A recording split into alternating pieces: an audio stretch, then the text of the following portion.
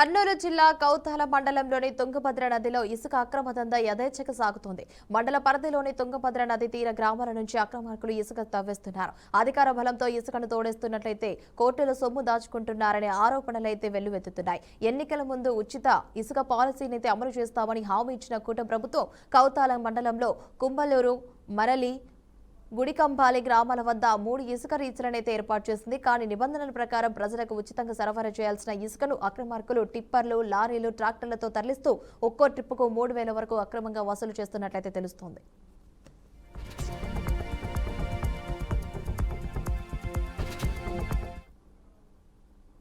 ఇసుక అక్రమాలను అరికట్టాల్సిన 3 మెన్ కమిటీతో పాటు రెవెన్యూ, మైనింగ్, పోలీస్ శాఖల యంత్రాంగం పూర్తిగా నిర్లక్ష్యంగా వ్యవహరిస్తోందన్నారు. విమర్శలు అయితే వినిపిస్తున్నాయి. అక్రమార్కుల నుంచి మామూలుగా అందుతున్నాయనే ఆరోపణలతో అధికారులైతే నిద్రమత్తులో ఉన్నారని స్థానికులు చర్చించుకుంటున్నారు. ఫలితంగా రాజకీయ పార్టీలకు అతీతంగా ఇసుక దందా 3 పువ్వులుగా 6 కాయలుగా కొనసాగుతుండగా ప్రభుత్వ ఖజానాకైతే భారీగా నష్టం వాటిల్లుతోందని ఆరోపణలైతే ఉన్నాయి. ఇసుక అక్రమ రవాణా పోలీస్ స్టేషన్, తహసీల్దార్ కార్యాలయాల ముందు నుంచే జరుగుతున్న పట్టించుకునే నాదులు లేకపోవడం అనేది పరిస్థితి తీవ్రంగా సూచిస్తోందని చెప్పాలి.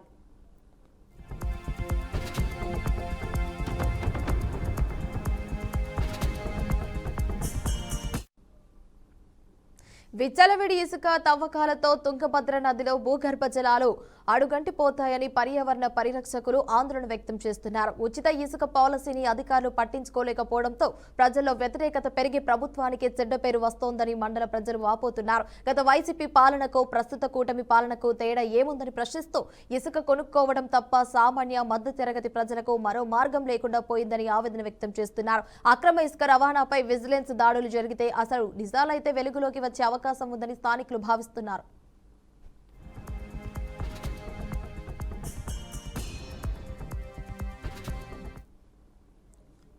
రైట్, ఇక ఇదే అంశానికి సంబంధించి మరింత సమాచారం మా బీఆర్కే ప్రతినిధి బసవరాజు అందిస్తారు. బసవరాజు, చెప్పండి, దీనికి సంబంధించి అప్డేట్స్ ఏంటి? Thank you Himavarsha. ఏదైతే కర్నూలు జిల్లా కౌతాల మండలంలో అంటే అక్రమ ఇసుక తరలింపుపై ఇప్పటి వరకు అధికారులు ఏ రకమైన చర్యలు తీసుకున్న పరిస్థితి కనిపిస్తూ ఉంది.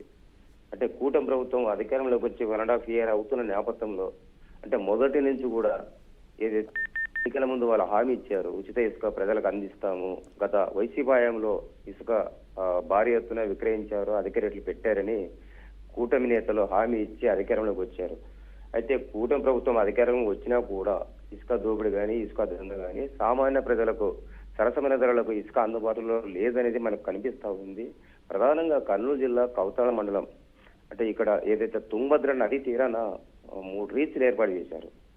గుడికంపల్లి, అదేవిధంగా మరలి, కుంబలూరు దగ్గర. అంటే ఈ 3 రీచ్లు అధికారికంగా ప్రజలకు సరసమైన ధరలకు ఉచిత ఇసుక ఇవ్వాలి. అలా కాకుండా కొందరు అంటే రాజకీయ అండదండలు లేదా ప్రభుత్వాధికారుల అండదండలతో కొంతమంది అధికార పార్టీ పేరు చెప్పుకొని దందా సాగిస్తున్న పరిస్థితులు మనం చూస్తా ఉన్నాము. ప్రధానంగా ఏదైతే ఈ 3 రీచ్లు కాదని నది చాగి వద్ద ప్రత్యేక రీచ్ ఏర్పాటు చేసుకొని అంటే అనాధికారికంగా అక్రమంగా అక్కడి నుంచి కూడా ఇసుక తరలిస్తూ అంటే ప్రతి టిప్పర్కు, ప్రతి ట్రాక్టర్కు అంటే లోడ్ అయిన ప్రతిసారి కూడా 3,000 చొప్పున అక్రమంగా వసూలు చేస్తూ అంటే భారీ ఎత్తున సొమ్ము చేసుకుంటున్న పరిస్థితులు. ఈ లెక్కన సుమారు రోజుకు లేదా నెలకు లక్షల సంపాదన చేస్తూ ప్రభుత్వ ఖజానాకు భారీగా గండి కొడుతున్నారు. మరి ఇలాంటి పరిస్థితి ఎందుకు వచ్చింది అంటే ఈ ఉచిత ఇసుక ప్రజలకు సరిగా సరఫరా కాకపోతే దీన్నంతా నివారించాలని చెప్పి ప్రభుత్వం కూడా అంటే జిల్లా కలెక్టర్ ఆధ్వర్యంలో 3 మెన్ కమిటీ కూడా వేయడం జరిగింది. అంటే ఇందులో రెవెన్యూ, పోలీసు, మైనింగ్ వీళ్ళందరూ కూడా ఉంటారు. మరి వీళ్ళు చేస్తున్నది ఏంటి? వీళ్ళంతా కూడా తూతు మంత్రంగా నామమాత్రపు చర్యలు చేపట్టి అంటే వాళ్ళు చేస్తున్న దందాకు ఇండైరెక్ట్ గా ఒత్తాసు పలుకుతున్నట్లు మనకు తెలుస్తా ఉంది. ప్రధానంగా మైనింగ్ అధికారులు కావచ్చు, రెవెన్యూ కావచ్చు, పోలీసు కావచ్చు. అంటే వాళ్ళు అనుకుంటే లేదా వాళ్ళ కక్ష సాధింపు చేయాలనుకుంటేనే దాడులు చేస్తారు కానీ లేదా నేతలకు ఒత్తాసుకుండి వాళ్ళకి సపోర్ట్ చేస్తే మాత్రము ఇలాంటి చర్యలకు ఉపక్రమించిన పరిస్థితులు మనకు కనిపిస్తూ ఉన్నాయి. సో వీరంతా 3 మెన్ కమిటీలో వీళ్ళు ఉన్న వాళ్ళు అంటే చర్యలు లేని పక్షంలో లేదా వాళ్ళు దాడులు చేయని పక్షంలో అక్రమార్కులు రెచ్చిపోతూ యథేచ్ఛగా ఇసుకను కూడా రాష్ట్ర సరిహద్దులు దాటిస్తూ సొమ్ము చేసుకుంటున్నారు. సో దీనివల్ల మండల ప్రజలే కాదు జిల్లా వ్యాప్తంగా కూడా ఈ ఉచిత ఇసుక పాలసీని కూటమి ప్రభుత్వం సక్రమంగా అమలు చేయట్లేదు. లేదా ప్రభుత్వానికి చిత్తశుద్ధి ఉన్నా కూడా స్థానికంగా మైనింగ్ కావచ్చు, రెవెన్యూ, పోలీస్ ఈ అధికారుల యొక్క నిర్వాహకము లేదా నెల నెల మామూలు తీసుకుంటున్న పరిస్థితో తెలియదు కానీ వీరి మూలంగా కూటమి ప్రభుత్వానికి చెడ్డ పేరు వస్తుందని ప్రజలు ఆవేదన వ్యక్తం చేస్తున్నారు. సామాన్య మధ్యతరగతి ప్రజలు అంటే గతంలో అనుభవించారు బాధలు, ఆ బాధలు తప్పుతాయని అనుకున్నారు కానీ వారైతే ఒకటే చెప్తా ఉన్నారు, గత ప్రభుత్వమైనా ప్రస్తుత కూటమి ప్రభుత్వమైనా అంటే సామాన్య పేద ప్రజలకు చిత్తశుద్ధిగా పనిచేయట్లేదు. అధికారులు కావచ్చు, కూటమి ప్రభుత్వం పాలకులు కావచ్చు, వీళ్ళంతా సామాన్యులకు సరిగా పని చేయట్లేదు. బట్ ఇవ్వాల్సిన డబ్బు అంటే టిప్పర్ కింతనో లోడ్ కింతనో డబ్బు ఇచ్చి తీసుకొచ్చిన ఒక దుస్థితి ఏర్పడిందని వాళ్ళంతా మదన పడుతున్న పరిస్థితులు. ఇలాంటి పరిస్థితుల వల్ల ప్రభుత్వానికి చెడ్డ పేరు ఖచ్చితంగా వస్తుందని అందరూ అంటున్నారు. బట్ ఈ విషయంలో విజిలెన్స్ అధికారులు ఏదైతే అంటే ఈ ఉచిత ఇసుక పాలసీ ఎందుకు నీరు గారుతూ ఉంది, ప్రభుత్వ లక్ష్యం ఎందుకు నెరవేరట్లేదు, లేదా అధికారులు డబ్బులకు ఎందుకు లేదా లంచాలకు ఎందుకు మరిగిపోతున్నారు, సో దీనిపైన లోతుగా ఇన్డెప్త్గా ఏదన్నా దర్యాప్తు చేసినట్లయితే అందులో అంటే రాజకీయ నాయకుల అండదండలు ఏంటి, అక్కడ అక్రమ ఇసుక దంద చేస్తున్న నేతలు ఎవరు, వాళ్ళు వెనక ఉన్నది ఎవరు, ముందున్నది ఎవరు, ఇవన్నీ కూడా బయటకు వచ్చే పరిస్థితి ఉంది.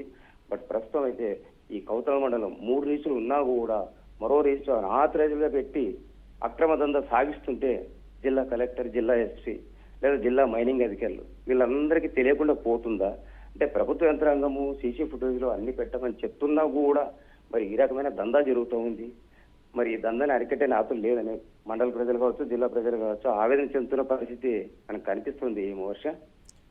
Right Basavaraju, thanks for the updates.